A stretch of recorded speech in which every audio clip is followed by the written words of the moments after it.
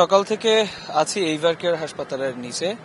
যেটা জিজ্ঞাসা করলেন যে বিএনপি চেয়ারপারসনের যে স্বাস্থ্যের বা চিকিৎসার যে সর্বশেষ পরিস্থিতি, সেটা আসলে এখন নতুন করে বলার মতো আসলে কিছুই নেই। গতকালকে তার ব্যক্তিগত চিকিৎসক ডক্টর AZM জাহিদ হাসান তিনি যে ব্রিফটা করেছিলেন যে তার অবস্থা অপরিবর্তিত রয়েছে এবং তিনি চিকিৎসা গ্রহণ করতে পারছে, এখনো পর্যন্ত আমাদের কাছে কিন্তু সেই তথ্যটাই আছে। কারণ আজকে সকালে বা দুপুর পর্যন্ত আসলে কোনো ব্রিফ কিন্তু আনুষ্ঠানিকভাবে তার পক্ষ থেকে এখনো পর্যন্ত করা হয়নি। তবে যেটুকু খবর আছে যে যুক্তরাজ্য থেকে যে চিকিৎসক আসার কথা ছিলেন রিচার্ড বেইলি, তিনি কিন্তু সকালেই এসে উপস্থিত হয়েছেন এবং সকালে তিনি কিন্তু এইভার কেয়ার হাসপাতালে এসেছেন এবং তিনি আসলে বেগম খালেদা জিয়াকে পর্যবেক্ষণ করছেন। এছাড়া সন্ধ্যায় চায়না থেকে কিন্তু আর একটি বিশেষজ্ঞ চিকিৎসক দল সেটা কিন্তু আসার কথা রয়েছে। এছাড়া গতকালকেও কিন্তু চায়না থেকে একটি বিশেষজ্ঞ চিকিৎসক দল এসে পৌঁছেছেন বিএনপি চেয়ারপারসন বেগম খালেদা জিয়ার যে চিকিৎসা, সেই চিকিৎসায় যুক্ত হবার জন্য। চিকিৎসা সংক্রান্ত এই হচ্ছে আপডেট। এছাড়া আইন শৃঙ্খলা পরিস্থিতির কথা যদি আমি একটু বলতে চাই, একটু দেখাতেই চাই আইন শৃঙ্খলা পরিস্থিতি, যে এইভার কেয়ারের সামনে কিন্তু যে নিরাপত্তা বলয় সেটা কিন্তু জোরদার করা হয়েছে।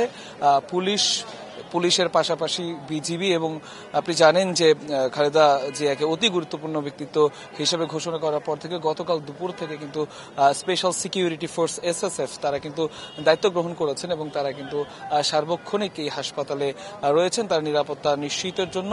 এছাড়া বাইরেও দেখতে পাচ্ছেন প্রচুর পরিমাণে পুলিশ এবং বিজিবি রয়েছে।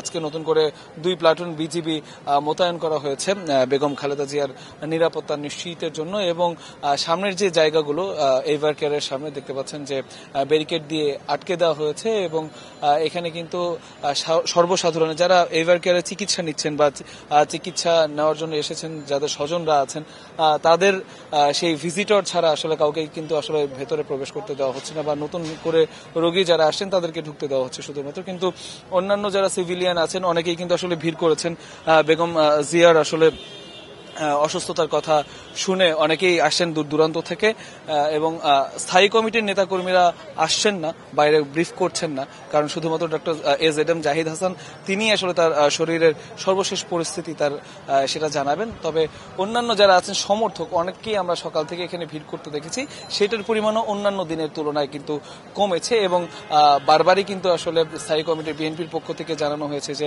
হাসপাতালের নিচে আসলে ভিড় না করার জন্য অনুরোধ করা হয়েছে এবং নিজের অবস্থান থেকে আসলে তার জন্য দোয়া প্রার্থনা করার কথা বলা হয়েছে। এবং সেই অবস্থায় আমরা কিছুক্ষণ আগে দেখেছি যে অন্তর্বর্তী সরকারের একজন উপদেষ্টা তিনি কিন্তু প্রবেশ করেছেন তাকে দেখার জন্য। এর আগেও কিন্তু আসলে রাতে অনেক রাজনৈতিক দলের নেতাকর্মীরা, শীর্ষ নেতারা তারা কিন্তু এসে তার শরীরের খোঁজ খবর নিয়েছেন। এই পর্যন্ত এই ছিল আমাদের কাছে খবর।